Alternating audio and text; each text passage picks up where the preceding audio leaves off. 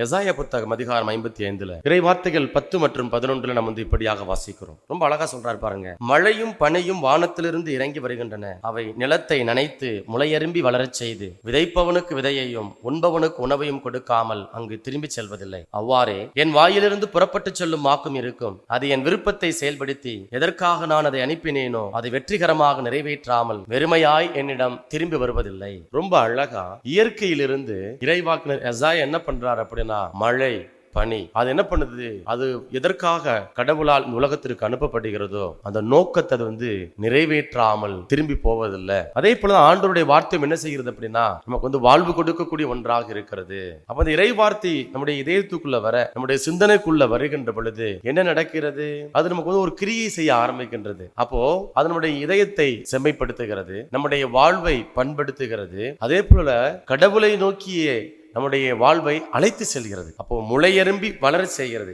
நீரின்றி அமையாது உலகு. அப்போ மழையும் பனியும் போல இறை வார்த்தை இருக்கிறது. இந்த உலகத்துல நம்மளால தண்ணி இல்லாம எப்படி வாழ முடியாதோ, உயிரோட இருக்க முடியாதோ, அதே போல கடவுளுடைய வார்த்தை இல்லாம நம்ம உயிரோட வாழ முடியாது. ஆகவே வாழ்வு தரக்கூடிய இறை வார்த்தையை வாசிப்போம், தியானிப்போம்.